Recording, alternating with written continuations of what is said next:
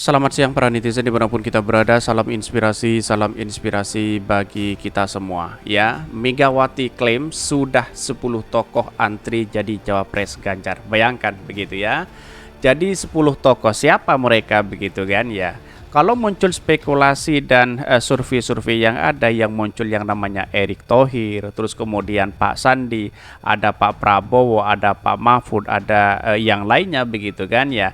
Tapi perlu diingat bahwa kita bukan mencari sosok yang kemudian siapa menjadi keren dan yang terbaik begitu kan, tetapi bagaimana caranya kita pro terhadap rakyat begitu ya. Kalau memang dia terbaik kepada para oligarki ya percuma saja begitu kan ya. Kemudian orang-orang yang berspekulasi bahwa oligarki lah yang kemudian menjadi kendali bangsa kita begitu. Jadi artinya selama ini dari pertemuan-pertemuan P3 dan Ibu Megawati ya saya jelas bahwa baginya disodorkan itu adalah Pak Sandi ya, karena memang katanya Pak Sandi sudah masuk di P3 tapi masih belum menjadi kader di situ begitu ya. Ya, kalau kita melihat ini ya rekam Pak Sandi juga bisa dilihat begitu kan ya. Ya, kutu loncat dari Partai Gerindra mengkhianati Pak Prabowo lalu kemudian masuk ke P3 begitu. Ya, demi sebuah ambisi menjadi calon wakil presiden. Ya, memang uangnya banyak sih, tapi bukan segalanya untuk menentukan siapa capres cawapresnya, tapi masyarakat sudah cerdas mana yang kita lihat, mana yang kemudian kita pilih begitu. Tetapi mari kita baca terlebih dahulu komentar-komentar netizen seperti ini. Ini komentar-komentar netizen ya, Megawati klaim sudah 10 tokoh antri jadi Cawapres Ganjar ya. Ini kumpulan orang-orang tukang ngibul, bicaranya selalu ngawur dan banyak bohongnya. Ini banyak sekali pro dan kontra begitu ya. Jika benar yang merasa menjadi tokoh bangsa itu ya mengantrikan diri, maka visi utama mereka bukan untuk rakyat. Bagaimana bagi kubu lain tetapi ya defensif dan berproses lah kadernya ya, adalah kadarnya. Maka bersiaplah menjadi jelaga residu kontestasi ya. Ini kita lihat bahwa perkembangan politik hari ini tidak lepas yang namanya polarisasi yang ada begitu ya. Jadi kalau memang ada tokoh di situ ngantri ya siapa mereka begitu kan. Seolah-olah 10 tokoh itu ya tercemar dengan adanya statement dari Ibu Megawati bahwa ngantri untuk menjadi cawapres begitu ya.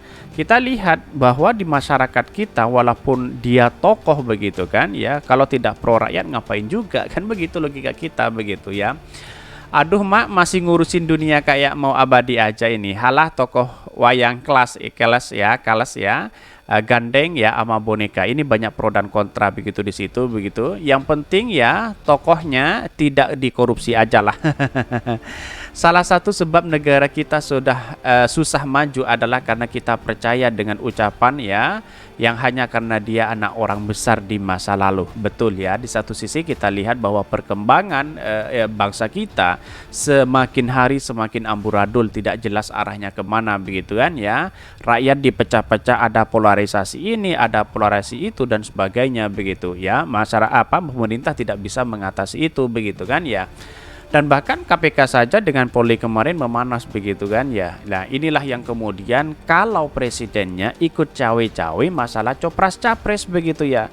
Bukan masalah menjaga marwah di masyarakat bagaimana nanti ya Pak Jokowi tidak memimpin bangsa kita begitu lalu kemudian dihormati ya. Kalau seperti ini Pak Jokowi sana sini ingin eksis, sana sini ingin menjadi kingmaker dan sebagainya ya, masyarakat tidak pernah akan menghormati Pak Jokowi. Buktikan saja nanti begitu ya.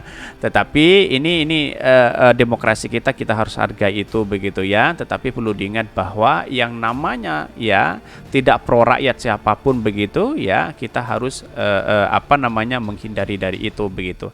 Tetapi mari kita baca terlebih dahulu beritanya seperti ini. Beritanya, Megawati klaim sudah 10 tokoh antri jadi Cawapres Ganjar. Bayangkan ya, dikutip dari CNN Indonesia ya. Ketua Umum PDP Perjuangan ya Ibu Megawati Soekarno Putri mengklaim banyak yang ingin mendampingi Ganjar Pranowo sebagai calon presiden ya atau cawapres di Pilpres di 2024. Bahkan Megawati mengaku sudah memegang sedikit 10 nama yang ingin menjadi cawapres Ganjar. Meski demikian dia mengaku tak ingin terburu-buru untuk memilih. Bahkan menurutnya ya dia mengatakan ya pemilih cawapres harus dipikirkan secara matang. Dia akan mempertimbangkan nama-nama yang masuk. Nah, kalau kita masuk dalam kategori finansial terbanyak ya mungkin diantaranya Erick Thohir dan Pak Sandi begitu kan. Tidak mungkin lalu kemudian punya tidak punya masa banyak tapi punya uang juga memungkinkan di situ begitu. Tapi saya melihat dari perkembangan politik PDIP realistis begitu ya, bahwa seperti Pak Jokowi dengan Pak Ma'ruf Amin, walaupun dia mungkin bukan orang kaya, tapi dia punya masa banyak di situ begitu. Artinya kalau sekarang itu mungkin dipertimbangkan adalah uang banyak ya. Karena apa? Karena mungkin Muhaimin di situ menjadi wakilnya Pak Prabowo juga ini mendongkrak pada tatanan di warga Nahdliyin begitu kan akan pecah begitu. Berbeda dengan Pak Jokowi itu dia bersatu begitu untuk mendukung Pak Ma'ruf Amin begitu ya. Bahkan banyak kok saya sudah punya di sini berapa tuh ya 10 apa lebih ya nanti kan mengerucut sendiri ya. Ibu Megawati pun mengibaratkan para tokoh dan partai ini seperti gerbong kereta karena saking banyaknya. Karena kereta saya ini sudah banyak yang mau naik, jadi ya tunggu saja. Katanya ya, tadinya satu gerbong ya sekarang ini gerbongnya 20 aja sudah sesak. Yang mau ikut banyak banget, cuma ada juga yang malu-malu katanya ya. Inilah ya nanti ya ketika gerbongnya masuk berjalan di situ ya, di situ akan sambil membicarakan bagaimana kue-kue jabatan itu akan dibagi-bagi lah. Kita lihat saja begitu ya. Tidak lepas tidak jauh dari kepemimpinan Pak Jokowi selama ini begitu ya. Dulu di 2014, 2019 ya bagaimana jadinya di situ begitu. Masyarakat harus tahu dengan situasi dan kondisi politik hari ini bahwa apa yang dilakukan oleh Ibu Megawati ya ketika dia mengusung Pak Jokowi begitu kan dengan kepemimpinannya ya sudah 2 periode begitu ya. Ya kita lihat saja apakah pro terhadap rakyat atau apa. Tetapi masyarakat hari ini sudah terjebak ya dalam situasi ya tatanan di masyarakat atau sosialnya sendiri begitu kan ya. Sudah dipecah-pecah sana dukung sini, sini dukung sana dan sebagainya begitu ya. Bahkan Ganjar Pranowo sebelumnya membeberkan kriteria calon pendampingnya pada kontestasi politik di 2024 mendatang. Bahkan Ganjar menyebut salah satu cirinya adalah sosok yang mirip dengannya. Seperti saya, satu visi lah, kata Ganjar di kawasan GBK Senayan, Jakarta Pusat ya. Ganjar menyebut kriteria cawapres tersebut akan didiskusikan bersama dengan partai pengusung.